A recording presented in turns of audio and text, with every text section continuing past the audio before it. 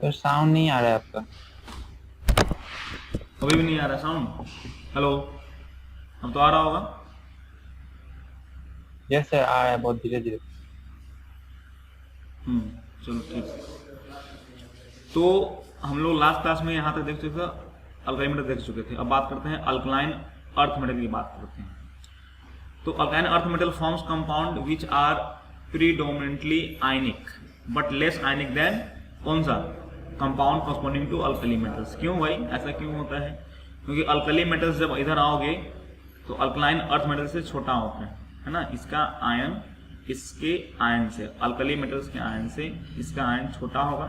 छोटा होगा तो इसके अंदर थोड़ी सी कोवलेंसी नेचर आना शुरू हो जाएगा। चार्ज भी ज़्यादा होगा, इस पर +1 चार्ज होता है, इस पर +2 चार्ज होगा।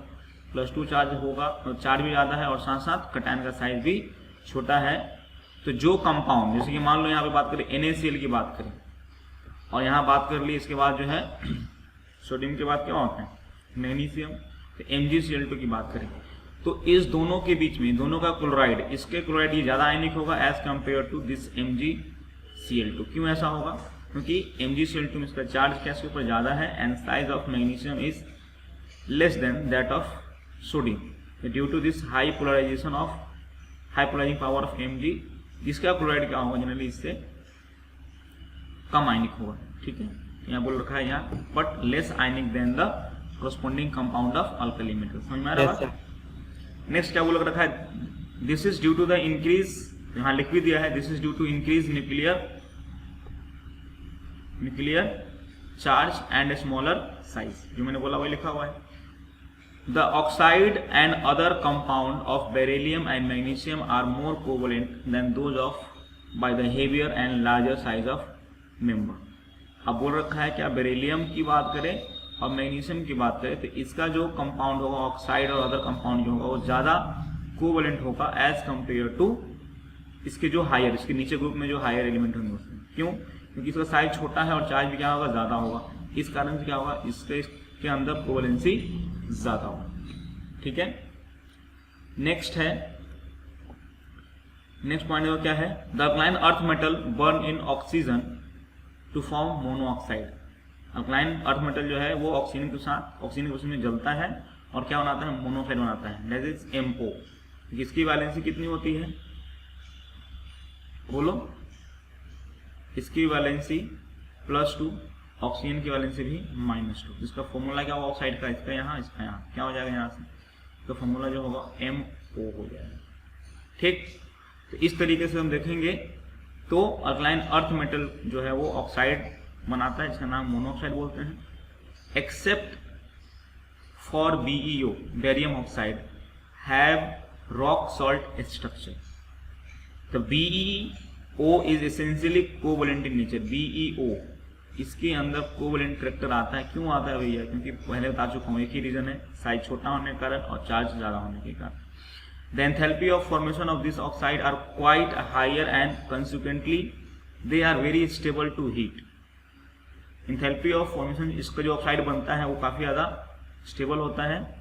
BeO is amphoteric. BeO जो है वो एम्फोटेरिक ऑक्साइड होगा while oxide of other elements are ionic in nature। Amphoteric मतलब हमें पता है कि मेटल ऑक्साइड कैसा होता है, बेसिक नेचर का होता है, पता है तुमको? मेटालिक ऑक्साइड कैसा होता है बताओ? बेसिक नेचर का होता है, it is of basic nature. तो एम्फोटेरिक होने का मतलब क्या होगा? It is acidic as well as, मतलब एम्फोटेरिक मतलब होता है कि दिस मेटल ऑक्साइड जो BeO की बात किया जा रहा है it can react with acid as well as base both. ठीक है, किसके बारे में? BeO के बारे में। All this oxide except BeO are basic in nature, react with water and form Sprüngli soluble hydroxide. जैसे कि इसको आप डिसॉल्व करोगे पानी में तो इट विल फॉर्म, जैसे कि CaO था, CaO, तो पानी में डालोगे तो क्या होना है? बचपन में पढ़ते आ रहे हो, ये क्विक लाइन था। तो ये डिसॉल्व करोगे क्या हो जाएगा? ये कैल्शियम हाइड्रोक्साइड बनेगा। ठीक है, the solubility, thermal stability and the basic character of this oxides increasing with increasing atomic number. MgOH और टू BeOH में MgOH लेस बेसिक होगा as compare to BeOH। The alkaline earth metal hydroxide are however less basic than stable and alkali metal hydroxide। मतलब कहने का मतलब क्या है जो अल्कलाइन अर्थ मेटल का जो हाइड्रोक्साइड है वो लेस स्टेबल या लेस बेसिक होगा एज कंपेयर टू कौन, alkali metals. Beryllium hydroxide is amphoteric in nature as it react with acid as well as base, है ना, दोनों चीज रहता है, react with acid and base लिखना चाहिए यहाँ पे क्या लिखना चाहिए, बेस, ठीक है। जैसे देखो यहाँ पे ये बेरियम ऑक्साइड है, हाइड्रोक्साइड है, क्या क्या OH रिएक्ट करके क्या बनाया ये, देखो ध्यान से, BeOH whole to the power 4 - 2 that is उसको बोलते हैं बेरिलेट आयन। और यहाँ पे देखो BeOH plus HCl plus water क्या बना है, देखो ध्यान से BeH2, इसको याद रखना है ना, इसकी एसिडिक रिएक्शन, इसकी बेसिक रिएक्शन आपको याद होना चाहिए, ठीक। जो एक्सेप्शनल है वही चीज आपको याद रखनी होती है, बाकी जो एक्सेप्शनल नहीं है वो तो पता है, जनरल ट्रेंड का तुमको पता ही है क्या होता है नहीं होता है। नेक्स्ट है कि इसका जो हाइड्राइड्स होता है, हैलाइड्स, नाम सुना, हैलाइड मतलब, अब इसकी वैलेंसी कितनी होती है भाई, इस मेटल की वैलेंसी होती है +2 और हैलाइड कितनी होती है -1। तो हैलाइड्स की जो फॉर्मूला हो जाएगा क्या हो जाएगा, MX2 is the formula of metal halide of alkali metals, alkaline earth metal. तो क्या बोल रखा है, देखो ध्यान से, anhydrous halide of alkaline earth metals are polymeric. क्या बोला है कि जो, क्या बोलिए, हेलो, बताइए क्या बोल रहे थे। तो कहने मतलब क्या बोल रहा था कि अनहाइड्रस हैलाइड, अनहाइड्रस मतलब क्या होता है, जैसे कि देखा होगा आपने बहुत जगह कि MgCl2.4H2, तो ये जो वाटर क्रिस्टलाइजेशन नहीं हो, है ना, जब तक वो हाइड्रेट नहीं हो तब तक उसको क्या बोलते हैं, अनहाइड्रस। मतलब जब तक वाटर क्रिस्टलाइजेशन उसके अंदर नहीं जुड़ा हुआ उसको क्या बोलते हैं, अनहाइड्रस फॉर्म बोलते हैं इसको, ठीक है। पानी जुड़ जाएगा तो क्या बोलेंगे इसको, हाइड्रेटेड बोलेंगे। क्या बोल रखा था उदाहरण से, the anhydrous halide of alkaline earth metal are polymeric. जब वो अनहाइड्रस फॉर्म में होता है, जब उसमें पानी नहीं जुड़ा हुआ होता है तो क्या होता है वो, हेलो, आवाज आ रही है मेरी आपको? तो मैंने क्या बोला कि anhydrous halide of alkaline earth metal जो होता है, अनहाइड्रस मतलब उसमें पानी नहीं जुड़ा हुआ हो ना, जैसे सुना हुआ कैल्शियम CaCO3 डॉट या CaSO4.10H2 सब सुने होंगे सब। तो जो वाटर डॉट लगा जो पानी लगा होता है वो और ना हो, इसको हम लोग क्या बोलते हैं, बाकी पार्ट को बोलते हैं अनहाइड्रस, मतलब सूखा हुआ, ठीक है, पानी लग जाएगा तो भींगा हुआ बोलेंगे उसको, है ना, हाइड्रेटेड। तो बोल रहा है कि जो अनहाइड्रस हैलाइड होता है किसका, अल्कलाइन अर्थ मेटल का, वो किस फॉर्म में आता है, पॉलीमरिक फॉर्म में होता है। क्यों ऐसा होता है, क्योंकि उसकी जो वैलेंसी होती है वो कंप्लीट नहीं होता है। क्योंकि देखो बेरियम में कितना होता है आउटरमोस्ट में इलेक्ट्रॉन, 2 होता है, कितना होता है, 2 इलेक्ट्रॉन होता है आउटरमोस्ट में, ठीक है। और 2 उसने बॉन्ड बनाया तो कितना हो गया, कितना हो गया, 2 बॉन्ड बनाया तो 4 इलेक्ट्रॉन हो गया। तो आउटरमोस्ट 4 ही है ना जी, अभी भी 2 वैलेंसी क्या है इसकी, खाली है, बोलो भाई, आउटरमोस्ट में 8 इलेक्ट्रॉन होना चाहिए ना जी। तो बेरिलियम अगर 2 क्लोरीन से बॉन्ड बनाता है तो उसके आउटर में कितना इलेक्ट्रॉन, 4 इलेक्ट्रॉन हो पाया, अभी भी 4 इलेक्ट्रॉन खाली है। तो क्या करता है, इसके पास लोन पेयर होता है, किसके पास, क्लोरीन के पास। ये क्या करेगा, एज अ कोऑर्डिनेट बॉन्ड बना के यहाँ दे देगा, ठीक।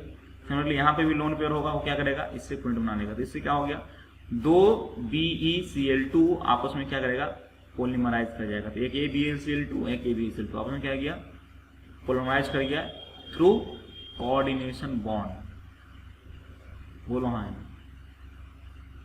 जैसे बताया था बॉन्डिंग में कि अगर लोन पेयर होता है साइड एटम पे तो कोऑर्डिनेट बॉन्ड के थ्रू पॉलीमराइज करेगा। अगर लोन पेयर नहीं हो तो याद करो बनाना बॉन्ड से, है ना, 3 सेंटर 2 इलेक्ट्रॉन से बनता था। सिमिलरली देखो बेरिलियम इस टाइप से कर सकता है ना। फिर ये आगे एक इधर ये बेरिलियम हो गया एक, ठीक है, इसने इसको दिया, फिर ये एक बेरिलियम होगा, ये इसको देगा। इस टाइप से क्या होगा, बेरिलियम आपस में जुड़ता हुआ चला जाएगा, पॉलीमर बन जाएगा, ठीक है। कब, जब वो अनहाइड्रस फॉर्म में होगा तब। इसको याद रखना है कि अनहाइड्रस फॉर्म में क्या होगा, क्या रखना है यहाँ पे, कि अनहाइड्रस फॉर्म में क्या होता है, अल्कलाइन पॉलीमर के फॉर्म में होता है, ठीक है। Except for barium halide all other halides alkali metals are ionic in nature. Beryllium halide को छोड़ दिया जाए तो बाकी सब के सब कैसे होता है, आयनिक होते हैं। बेरिलियम कैसा होता है, कोवलेंट नेचर का होता है।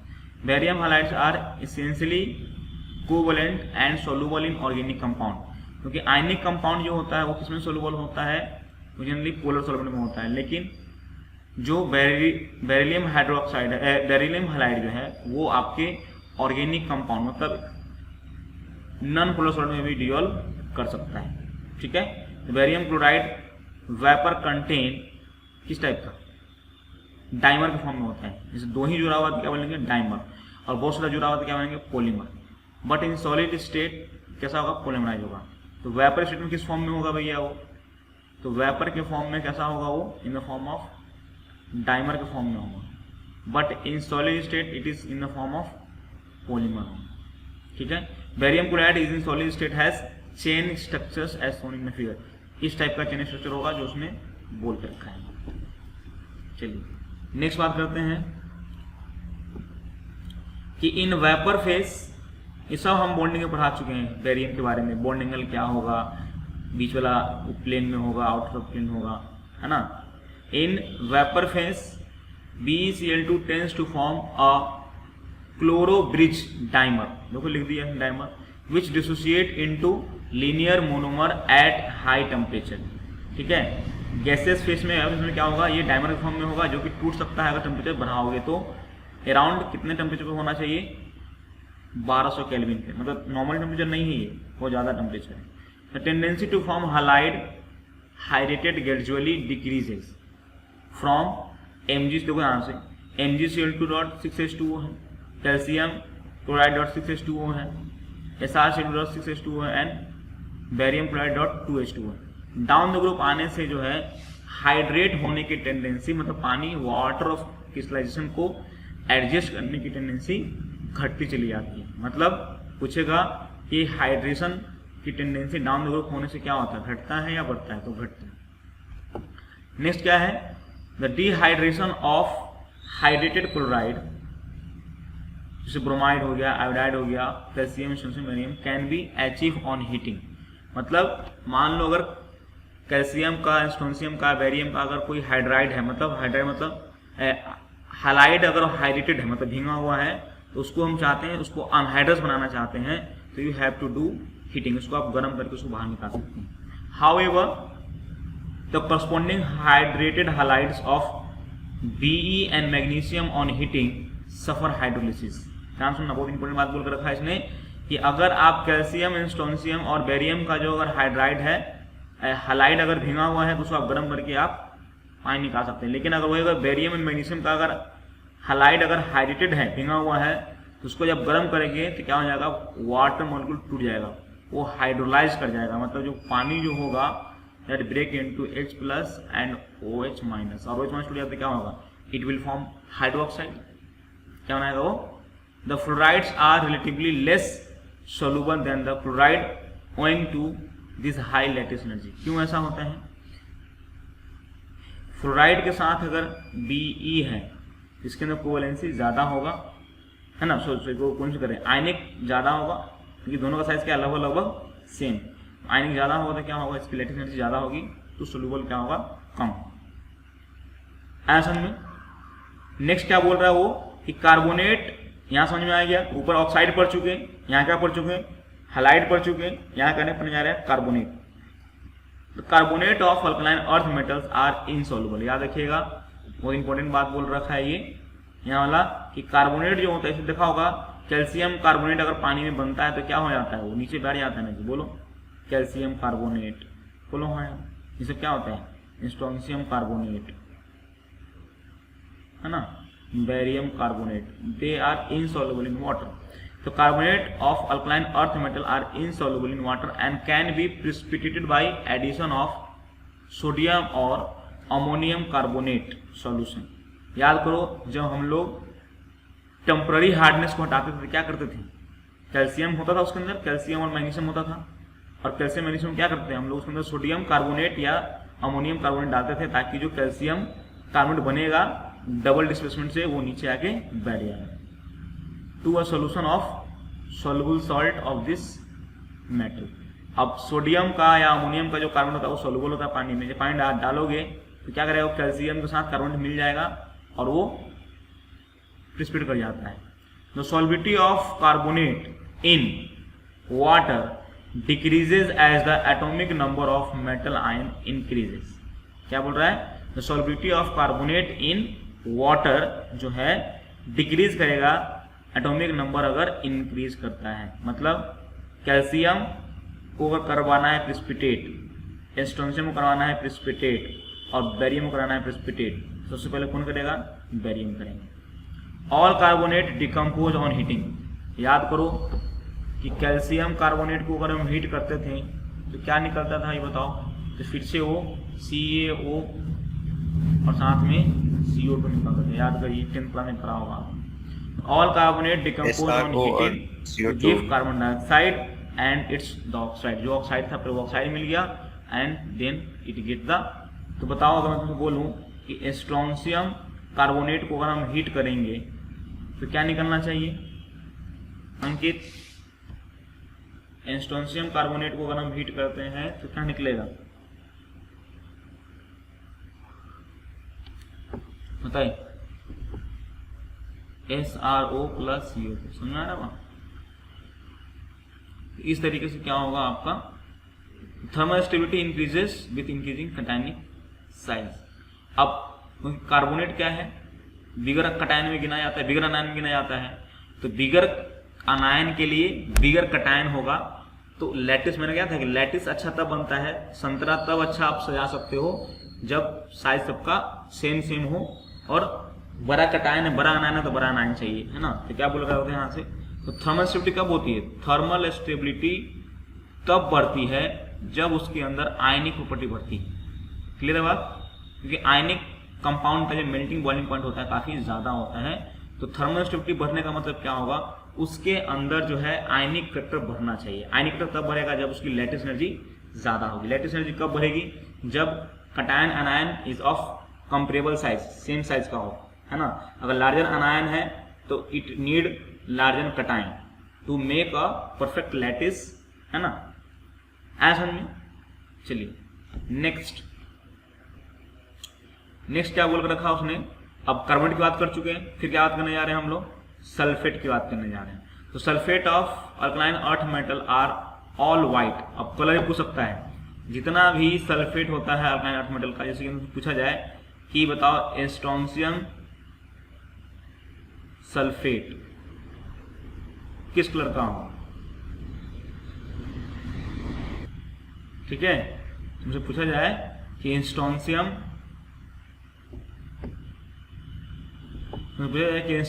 सल्फेट किस कलर का होगा, तो क्या बोलोगे, किस कलर का होगा बताइए अंकित, पुष्पा, मेरी आवाज आ रही सबको, बोलिए।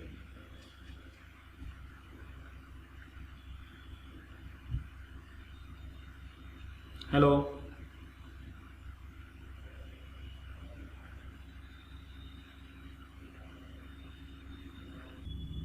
चलिए।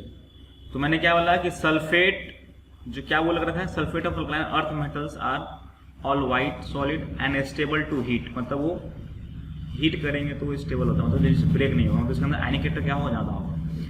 बट देखो ध्यान से, तो बेरियम सल्फेट और magnesium sulphates are really soluble in water. Barium sulphate और मैग्नीशियम सल्फेट जो है सोल्यूबल होगा पानी में। द सॉल्बिलिटी डिक्रीजेस फ्रॉम कहाँ से कहाँ, calcium sulphate to barium sulphate तक। The greater hydration of the enthalpy of Be and Mg ion overcome the lattice enthalpy factor and therefore their sulfates are soluble. अब जो barium sulphate है और जो magnesium sulphate है वो पानी में सोल्यूबल होगा ज़्यादा, बट कैल्शियम से बेरियम तक जाएंगे तो सॉल्युबिलिटी क्या घटेगी। और क्या बोला है कि सारे सल्फेट कैसा होता है, वाइट कलर का होता है। आया समझे। नेक्स्ट सल्फेट की बात हो गई, वहाँ कार्बोनेट हुआ, फिर सल्फेट हो गया। अब क्या बात करते हैं, नाइट्रेट्स की बात करते हैं। तो नाइट्रेट्स जो होगा, the nitrates are made by dissolution of carbonate in dilute nitric acid. जो कार्बोनेट जैसे मान लो ये है CaCO3 है ना, ये कार्बोनेट हो गया। सो क्या करो आप इसको, अगर आप डाइल्यूट HCl के अंदर या HNO3 के अंदर इसको डिजोल्व कर दोगे, इसको किसी भी कार्बोनेट को, अल्कलाइन अर्थ मेटल को, you will get calcium nitrate. क्या मिल जाएगा आपको? कैल्शियम नाइट्रेट मिल जाएगा। ठीक है, बोल कर रखा है ध्यान से, nitrates are made by dissolution of carbonate in dilute nitric acid. Magnesium nitrate crystallized with 6 molecule of water. जो मैग्नीशियम नाइट्रेट है MgNO3 ट्वाइस जो होगा वो .6H2O के फॉर्म में होगा।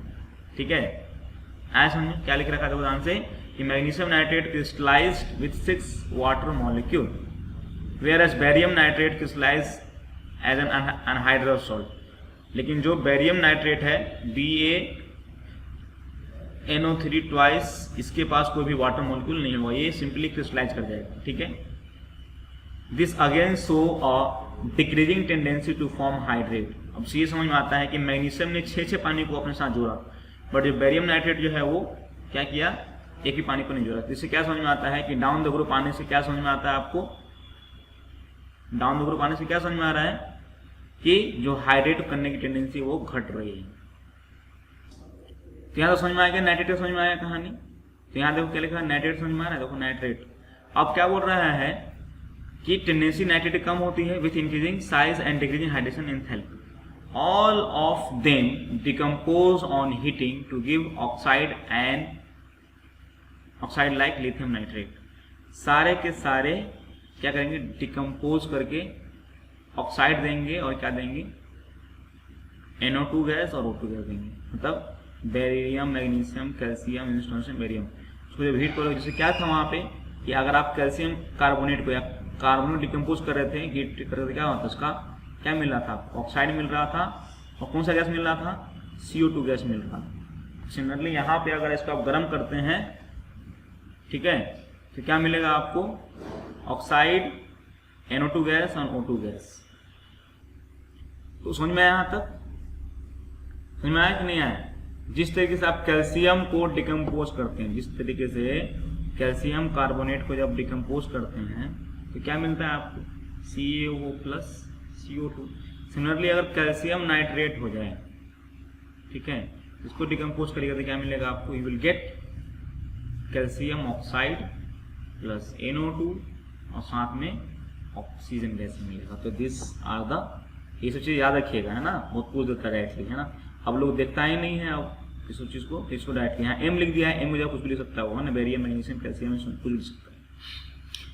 अब फाइनली क्या कंक्लूड किया, देखिए ध्यान से। तो फाइनली इट कंक्लूडेड एज कि solubility of alkaline earth metal salt except hydroxide and fluoride decreases down the group. अब देखो क्यों ऐसा बोला है कि फ्लोराइड और हाइड्रोक्साइड का जो भी होगा, जैसे कि MF2 या MOH, इसकी सॉल्बिलिटी जो है डाउन द ग्रुप बढ़ती है। क्यों? क्योंकि पता है कि F छोटा है और OH छोटा है। बोलो हाँ ना, F कैसा है, छोटा कटायन है, छोटा अनायन है, और OH भी कैसा है, छोटा अनायन है। तो छोटे कटायन को छोटे अनायंस को छोटा cation, small cation will stabilized and make a good lattice. और लैटिस अच्छा होने का मतलब लैटिस एनर्जी ज़्यादा अच्छा होगा। लैटिस एनर्जी ज़्यादा अच्छा होगा मतलब उसको डिसॉल्व करना थोड़ा मुश्किल होगा। बोलो हाँ ना। लेकिन जैसे जैसे नीचे आएंगे तो क्या होगा, अनायन छोटा बट कटायन बड़ा बड़ा होगा। तो कटायन बड़ा होगा तो क्या होगा, साइज डिफरेंस अगर बढ़ेगा तो क्या हो जाएगा, लैटिस उतना अच्छा नहीं बनेगा। लैटिस उतना अच्छा नहीं बनेगा तो लैटिस एनर्जी क्या होगा, कम होगा। लैटिस एनर्जी कम होगा मतलब इसको इजीली हम चाहे तो डिसॉल्व कर सकते हैं पानी में। लेकिन बाकी जो मैंने बोला, कार्बोनेट का बोला, नाइट्रेट का बोला, है ना जी, सल्फेट का बोला, तो they are bigger अनायन, they are bigger अनायन। तो बिगर अनायन है तो उसके साथ अगर छोटा लिथियम लगाएंगे तो क्या होगा, लिथियम छोटा कटायन है, छोटा कटायन है तो क्या होगा, लैटिस अच्छा बनेगा नहीं। लैटिस अच्छा बनेगा तो लैटिस एनर्जी क्या होगा, कम होगा। लैटिस एनर्जी कम होगा तो इसको इजीली हम पानी में डिसॉल्व कर सकते हैं। लेकिन जैसे जैसे हम डाउन द ग्रुप आएंगे तो कटायन साइज क्या होगा, बड़ा होना शुरू हो जाएगा, धीरे धीरे बड़ा होगा। जैसे बड़ा होना शुरू हो जाएगा तो क्या होगा, इसका साइज क्या होगा, कंपेरेबल होना शुरू हो जाएगा डाउन द ग्रुप, है ना। तो छोटे कटायन के लिए क्या होगा, ऊपर अच्छा है, ऊपर लेटेस्ट अच्छा बन रहा है क्योंकि ऊपर में कटायन छोटा है। लेकिन बड़े अनायन के लिए नीचे आएंगे तो लेटेस्ट अच्छा बनेगा, क्योंकि बड़े अनायन के लिए बड़ा कटायन हो तो लेटेस्ट अच्छा बनता है। इसलिए क्या बोल रखा है यहाँ पे कि सॉल्बिलिटी ऑफ अल्काइन अर्थ मेटल एक्सेप्ट कौन बोला है, hydroxide and fluoride decreases down the group, है ना। सॉल्बिलिटी जो अल्काइन अर्थ मेटल है एक्सेप्ट इसको छोड़ दे तो नीचे आने के बाद क्या होता है, घटता है। जैसे कि सल्फेट हो गया, कार्बोनेट हो गया, है ना, नाइट्रेट हो गया, वो उसका क्या होगा, नीचे Be to Ba क्या होगा, घटेगा। This is because fact that the down the group with increasing size of cation the lattice energy as well as hydration energy also decreases, but the change in hydration energy is more as compare to that lattice energy except BeF2 all other fluoride are water soluble. समझ में आ रहा है क्या बोल रहा है, solubility of beryllium fluoride in water is due to higher solution energy on account of higher polarizing power of Be। Be बहुत छोटा कटायन और चार्ज भी ज्यादा है, +2 है। इस कारण से जो पानी के जो मॉलिक्यूल्स होंगे उसको घेर लेंगे बहुत आसानी से, जल्दी घेर लेंगे, इसलिए इसका बहुत ज्यादा हाई हाइड्रेशन एनर्जी होता है। इस कारण से बेरियम जो है फ्लोरीन के साथ या हाइड्रोक्साइड के साथ ज्यादा सोल्यूबल होता है, किसमें, पानी में। तो फ्लोराइड और हाइड्रोक्साइड को छोड़ के अल्कलाइन अर्थ मेटल के जितने भी सॉल्ट होंगे वो डाउन द ग्रुप क्या होगा, उसकी सॉल्बिलिटी घटेगी। क्यों घटेगी, लिखा हुआ है यहाँ। The thermal stability of oxy acid salt, oxy acid मतलब क्या होगा, इसमें ऐसा अनायन जो ऑक्सी एसिड से आए, जैसे कैल्शियम, ये carbonate, nitrate, sulphuric acid, they are comes from oxy acid. ये अनायन कहाँ से आया, ऑक्सी एसिड से आया है, तो इसका ऑक्सी अनायन बोलेंगे इसको, है ना।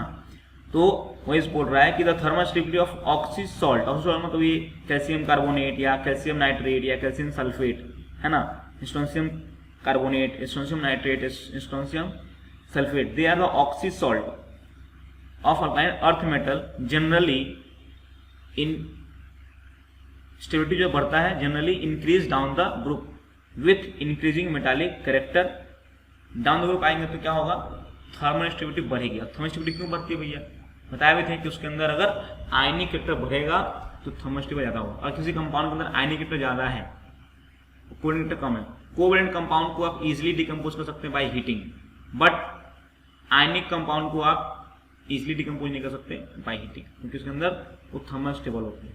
ठीक, तो बोले यहाँ पे तो अल्कलाइन अर्थ मेटल का हम क्या क्या देख चुके हैं, कार्बोनेट देख चुके हैं, सल्फेट देख चुके हैं, है ना जी, हाइड्रोक्साइड देख चुके हैं, यहाँ पे क्या था, हैलाइड देख चुके हैं, ऑक्साइड देख चुके हैं, है ना। फिर क्या देखे, कार्बोनेट देखे यहाँ पे, फिर क्या देखे, सल्फेट देखे, है ना। ये क्या था, कार्बोनेट, ये क्या था, सल्फेट, ये क्या था, नाइट्रेट, है ना। तो सबका सॉल्बिलिटी हमने एक ब्रीफली यहाँ पे देख लिया कि क्या है, कैसे है। यहाँ कुछ क्वेश्चंस हैं, ठीक है, कि वही सॉल्बिलिटी के बारे में पूछा है कि वही कैसा होगा, सॉल्बिलिटी ऑफ हाइड्रोक्साइड क्या होगा, सॉल्बिलिटी हाइड्रोक्साइड क्या होता है, डाउन द ग्रुप बढ़ता है किसका, याद करो फ्लोरीन और हाइड्रोक्साइड का जो सॉल्बिलिटी क्या होता है, डाउन द ग्रुप बढ़ता है, इसलिए सबसे ज्यादा किसका होगा, इसका, फिर इसका, फिर इसका, फिर इसका। नेक्स्ट सॉल्बिलिटी ऑफ अल्कली कार्बोनेट, ये सब तो, ये तो अल्कली का है, अल्काइन का अलग से पढ़ा है ना। हाइड्रेटेड रेडियस, कटायन अगर छोटा हो तो ज्यादा हाइड्रेट करता है, याद करो, है ना, साइज बड़ा हो जाता है। छोटा अनायन, सब बॉन्डिंग में पढ़ाए थे, याद करिएगा।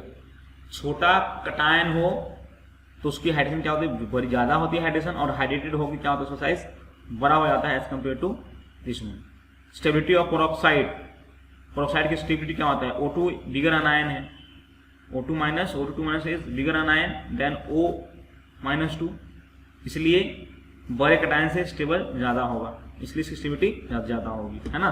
दिमाग में डाल लीजिए कि बड़े कटायन को बड़ा अनायन स्टेबल करेगा और उससे लैटिस अच्छा बनाएगा, लैटिस अच्छा बनाएगा तो क्या होगा, उसकी थर्मल स्टेबिलिटी ज्यादा होगी, क्योंकि उसकी जो लैटिस एनर्जी होती है ज्यादा होती है, लैटिस एनर्जी ज्यादा होगी मतलब अच्छा आयनिक कंपाउंड है, और रासायनिक कंपाउंड के चक्कर में क्या होगा, उसकी थर्मोस्टेबिलिटी बढ़ जाएगी। सिंपल सा बात। ठीक, यहाँ ऑप्शन चुनना है आप लोग का यहाँ पे कि क्या है, कौन सही है कौन गलत है, देखना इस टाइप से। चलिए नेक्स्ट, सबका आंसर दे रखा है यहाँ पे।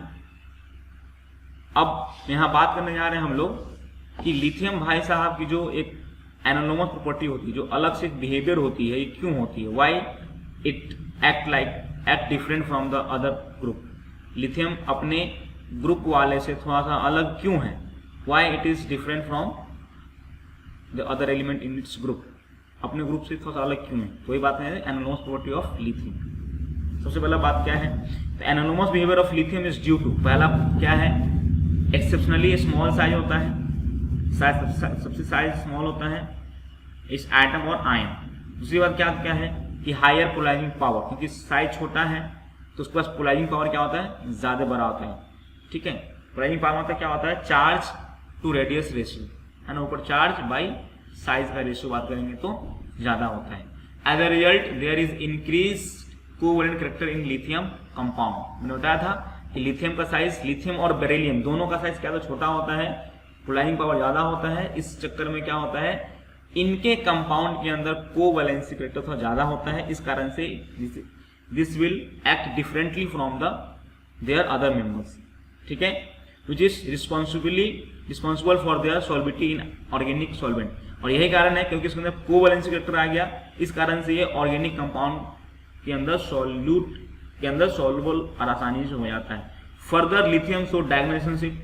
फर्दर क्या है, ये तो पहली बात ये हो गई कि साइज छोटा है, पोलराइजिंग पावर ज्यादा है, इसलिए क्या है, ये पहली बात तो इसलिए क्या हो गया, वो अलग बिहेवियर शो करता है। दूसरी बात क्या है कि इस लिथियम का एक डायगोनल रिलेशनशिप मैच करता है मैग्नीशियम से, जो कि वो सेकेंड पीरियड का जो कि सेकेंड ग्रुप का एलिमेंट है, तो उसकी अंदर थोड़ी सी बिहेवियर उस वाले ग्रुप के भी आ जाएंगे। तो दो कहानी हो गई। पहली कहानी ये हो गई कि भाई इसका एक्सेप्शनली साइज छोटा होता है और हाई पोलराइजिंग पावर होता है, जिस कारण से उसमें क्या आता है, कोवैलेंट कैरेक्टर आता है। कोई भी लिथियम की कंपाउंड होगा तो उसके अंदर पोलराइजेशन ज्यादा होगा, उसके अंदर कोवैलेंट कैरेक्टर ज्यादा आएगा, इसलिए वो ऑर्गेनिक कंपाउंड के अंदर सोलुबल हो जाता है। दूसरा कहानी क्या है, दूसरा कहानी ये है कि लिथियम का जो है डायगोनल रिलेशनशिप किससे मैच करता है, मैग्नीशियम में मैच करता है। तो मैग्नीशियम वाली जो प्रॉपर्टी होगी, या बोल सकते हैं ग्रुप 2 वाली जो प्रॉपर्टी होगी, वो आपको लिथियम में भी देखने को मिलेगी। क्लियर है बात। चलिए अब बात करते हैं पॉइंट ऑफ डिफरेंट, मतलब लिथियम जो है अपने ही अल्कली मेटल से किस तरीके से डिफरेंट है, मतलब अपने ग्रुप में रहते हुए भी जो बाकी अल्कली मेटल से कैसे डिफरेंट है देखते हैं। पहला पॉइंट क्या बोलकर रखा उसने कि lithium is much harder. Lithium जो है हार्डर है, इस melting point and boiling point are higher than the other alkali metal. Lithium जो है हार्डर है और इसकी मेल्टिंग एंड बॉइलिंग पॉइंट जो है वो क्या है, डिफरेंट है दूसरे मेटल से।